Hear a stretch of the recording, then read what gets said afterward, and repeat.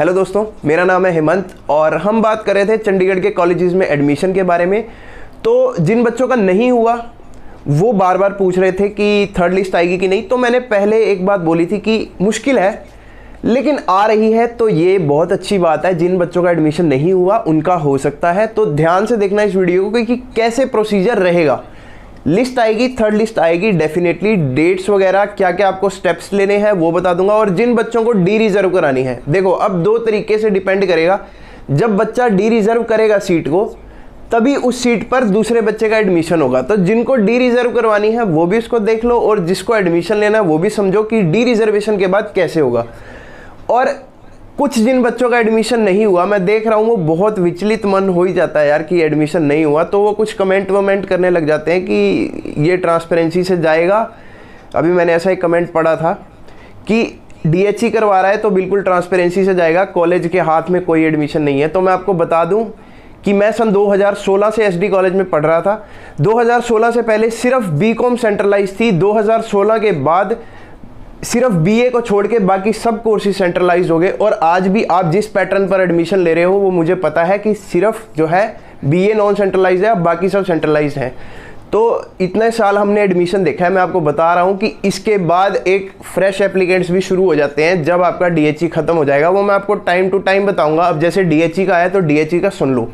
तो कोई भी बच्चा जो कमेंट करता है अगर आप उसकी बात सुनते हो तो उसमें मेरा कोई रोल नहीं है। जो मैं आपको बताऊंगा वही मेरा अपना ओपिनियन होगा। अब ध्यान से सुनो क्या चीज़ है। जिन बच्चों को डी रिजर्व करवाना है वो दो टाइप्स हो सकते हैं। बच्चे वो जिनको गवर्नमेंट कॉलेज में एडमिशन मिला है, जैसे पीजीजीसी 11, पीजीजीसी 42, 46 और जो 42 है गर्ल्स का, मतलब जो भी गवर्नमेंट कॉलेजेस हैं, अगर उसमें से सीट डी रिजर्व करवानी है और रिफंड लेना है तो आपको अपने रिस्पेक्टिव डीएचई लॉगिन वेबसाइट पर जाना पड़ेगा। अपना लॉगिन करो, वहाँ से आपको रिफंड की एप्लीकेशन डाल सकते हो। अब दूसरे तरह के बच्चे कौन से हैं, जैसे डीएवी, एसडी, खालसा में जिन्होंने एडमिशन लिया है, उनको जो रिफंड और जो डी रिजर्वेशन है सीट की वो कॉलेज की वेबसाइट पर मिल जाएगा लिंक। और आप ऊपर देख भी सकते हो, मैंने एक पोस्टर शेयर कर रखा है कि गवर्नमेंट वालों को तो डीएचई से मिल जाएगा और बाकी जो है कॉलेजेस में देख सकते हैं। अब मान लो मैंने अप्लाई कर दिया, अपनी डी रिजर्व कर दी सीट, तो मतलब उस कॉलेज में वो सीट जो है खाली हो गई। इसकी जानकारी अब कब आएगी? कल, यानी कि 29 तारीख को, 29 अगस्त सन 2020 को ये डेट आ जाएगी। अब आपको पता चल जाएगी किस कॉलेज में अब कितनी सीट्स पड़ी हैं। जैसे सेकंड काउंसलिंग में था वैसा ही अब हमें पता लग गया सीट्स। और कल तक ही जिन बच्चों का एडमिशन लेना है थर्ड काउंसलिंग में, वो अपनी विलिंगनेस शो कर देना रात के 10 बजे, क्योंकि नेक्स्ट डे बच्चे कहते हैं सर मैं भूल गया विलिंगनेस शो करना, अब मैं क्या करूं। तो कोई ऐसा तरीका नहीं है। डीएचई कर रही है तो डीएचई अपने हिसाब से ही करेगी। आपको कल 10 बजे तक विलिंगनेस शो कर देनी है अगर आपको थर्ड लिस्ट में एडमिशन चाहिए तो। अब वो बच्चे जिनका एडमिशन हो गया वो भी पूछ रहे हैं कि हम विलिंगनेस शो करें। अब जब आपका एडमिशन हो गया है तो आपको किस चीज़ की विलिंगनेस शो करनी है? आपको और कॉलेज चाहिए क्या? तो अगर आपका एडमिशन हो गया, आप सेटिस्फाइड हो, आपको विलिंगनेस शो करने की कोई ज़रूरत नहीं है। एक और केस कि मान लो एडमिशन हो गया है, दूसरे में भी डिजायर्ड कॉलेज नहीं मिला, तो आप एक काम कर सकते हो, विलिंगनेस शो कर दो फिर से। फीस तो आप पे कर चुके हो, तो चांसेस हैं कि आपको डिजायर्ड कॉलेज मिल जाए। लेकिन जब सेकंड में नहीं मिला तो थर्ड में मिलने के भी बहुत कम चांसेस हैं, लेकिन भर दो, आपका क्या जाता है। अब इसके बाद आपको पता चल गया जिनका नहीं हुआ, स्पेशली विलिंगनेस कल तक रात के 10 बजे तक शो कर देना, उसके बाद नहीं होगा। अब विलिंगनेस शो कर दी तो उसके बाद का प्रोसीजर क्या है? उसके बाद प्रोसीजर ये है कि 2 सितंबर को लिस्ट आ जाएगी एप्लीकेंट वाइज कि इस बच्चे को इस सीट पर एडमिशन मिल गया है। जैसे मान लो मुझे अभी तक नहीं मिला और मुझे बीबीए में चाहिए, तो अगर वहाँ सीट खाली होगी और मेरे मार्क्स सूटेबल होंगे तो 2 तारीख को पता चल जाएगा कि मेरा नाम आ गया है। 3 तारीख को उस पर मैं फीस पेमेंट का मुझे लिंक आ जाएगा 9-10 बजे सुबह। 9-10 बजे के बाद से आपको लिंक आना शुरू हो जाएगा जिस भी कॉलेज में आपका एडमिशन होगा वहाँ से। तो ये चीज़ समराइज आपको समझ आई ना कि कैसे, जो मैंने आपको बताया थर्ड काउंसलिंग में कैसे एडमिशन लेना है। और जिसको कॉलेज चेंज करना है वो भी विलिंगनेस भर दो, कोई प्रॉब्लम नहीं है।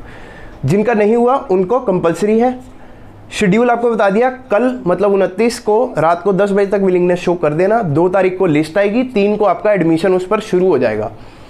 अब बात आती है, और बहुत सारे डाउट हैं बच्चों के इसके बाद।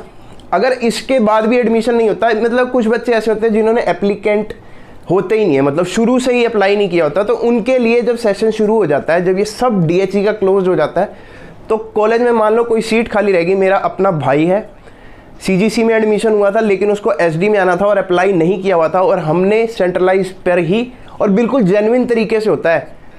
एक मैंने कमेंट पढ़ा था कि कॉलेज के हाथ में नहीं है, ट्रांसपेरेंसी से हो रहा है। तो कॉलेज कोई ऐसा नहीं होता कि कॉलेज आपसे रिश्वत मांगने लग जाता है या फ्रॉडुलेंट काम करता है।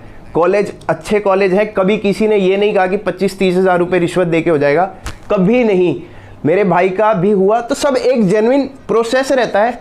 कॉलेज ये नहीं कि आपसे एक्स्ट्रा पैसे लेता है, बिल्कुल एक तरीका आएगा, लेकिन नॉर्म्स बदल जाएंगे, दोबारा से आप अप्लाई कर सकते हो। और कुछ ही सीट्स खाली रहेंगी जो सब्जेक्ट बच्चे छोड़ देते हैं, जैसे म्यूज़िक छूट गया और उधर से BSc में इंडस्ट्रियल केमिस्ट्री छूट गया। अगर वो सीट्स खाली रहती हैं तो आपको उस पर एडमिशन मिलेगा। उसके बारे में भी इन्फॉर्मेशन मैं आपको देता रहूँगा। तो किसी भी कमेंट का जो भी कोई बच्चा कर रहा है उसका रिस्पॉन्सिबल मैं नहीं हूँ।